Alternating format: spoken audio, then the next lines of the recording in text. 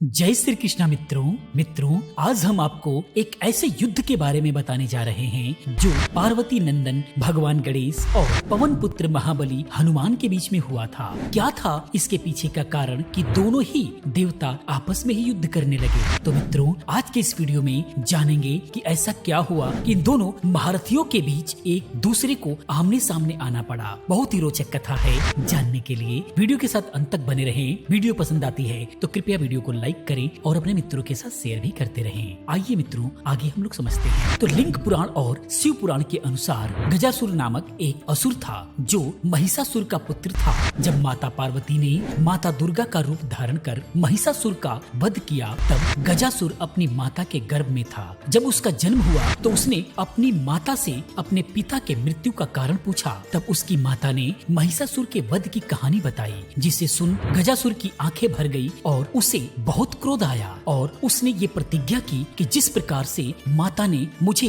अनाथ किया उसी प्रकार मैं भी उनके पुत्र गणेश का वध कर उन्हें दुख दूंगा। परंतु वो सोचने लगा कि वो पार्वती नंदन है, उसका वध करना आसान नहीं होगा। ये सोचकर उसने परमपिता ब्रह्मा की तपस्या करना शुरू कर दिया और कई युगों तक तपस्या करता रहा, जिससे प्रसन्न होकर ब्रह्मा जी ने उसे दर्शन दिए। तब गजासुर ने उनसे अमरता का वरदान मांगा, जिस पर ब्रह्मा जी ने बोला ये देना संभव नहीं है, अपितु तुम हमसे कोई दूसरा वर मांग लो। तब उसने सोचा कि सृष्टि में केवल काम ही है जो सर्वत्र व्याप्त है। यही सोचकर उसने कहा कि हे परमपिता आप मुझे ये वरदान दें कि मेरा वध केवल उसी के हाथ से हो जिसने काम को जीत लिया हो। ब्रह्मा जी ने उसे ये वरदान दे दिया और वहाँ से अंतर्ध्यान हो गए। वरदान प्राप्त कर गजासुर निरंकुश हो गया और सृष्टि में उत्पात मचाना प्रारंभ कर दिया। परंतु इतना बल होने के बाद भी वो भगवान गणेश का वध करने में सक्षम नहीं हो सका। इसी कारण उसने राम भक्त होने का स्वांग रचाया और महाबली हनुमान की घोर तपस्या करना प्रारंभ कर दिया। जब महाबली हनुमान जी ने देखा कि उन्हीं के समान एक राम भक्त उनकी तपस्या कर रहा है तो उन्होंने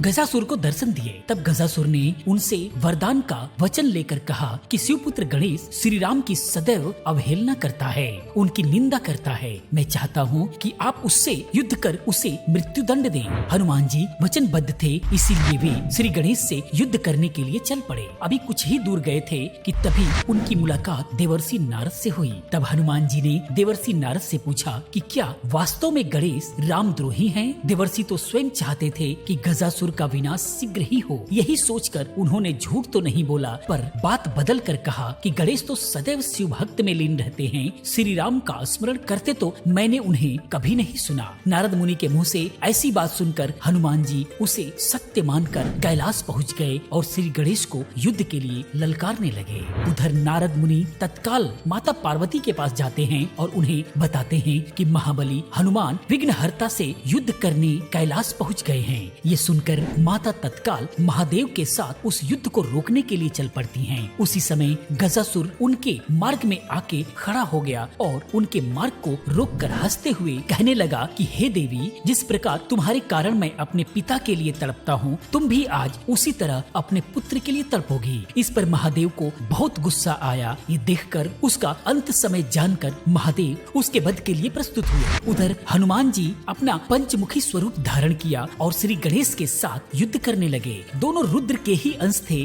और दोनों में ही शक्ति की कोई सीमा नहीं थी। दोनों एक दूसरे को मारने के लिए अनेक प्रकार के दिव्यास्त्रों से एक दूसरे पर प्रहार किए, लेकिन उसका कोई परिणाम नहीं निकला। दोनों के बीच युद्ध बहुत देर तक चलता रहा, किंतु कोई पीछे हटने को तैयार नहीं था। युद्ध को अधिक खींचता देखकर श्री गणेश ने अपना अमोघ अंकुश हनुमान जी पर चलाया। पवन पुत्र ने अपनी अमोघ गदा को उसके प्रतिकार के लिए चलाया। जब दोनों दिव्यास्त्र टकराए तो पूरी सृष्टि कांप गई। उसके बाद श्री गणेश ने हनुमान जी को अपने सूंड में लपेट लिए और हनुमान जी ने गणेश जी को अपने पूंछ में लपेट लिए। वो दोनों एक दूसरे को एक प्रकार जकड़े हुए थे कि दोनों युद्ध में असमर्थ हो गए। उधर गजासुर काल के वश में आकर महादेव से टकराया। सृष्टि में महादेव ही ऐसे हैं जिन्होंने काम को जीता हुआ है। यह बात गजासुर को मालूम नहीं था। उस असुर का अंत समय निकट आया देखकर महादेव ने तुरंत अपने त्रिशूल से गजासुर का मस्तक काट दिया।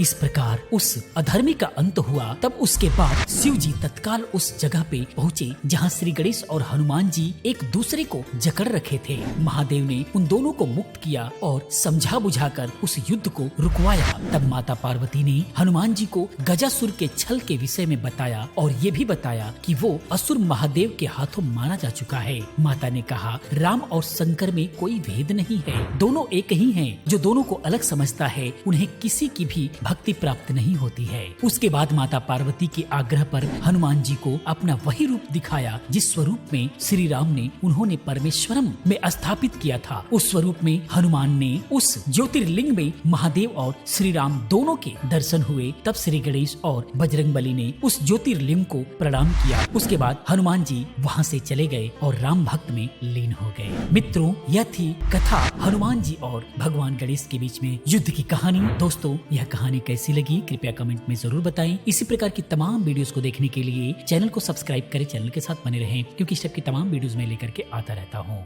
मिलते अगली वीडियो में किसी और रोचक कथा के साथ। पूरी वीडियो देखने के लिए आप सभी का बहुत बहुत आभार।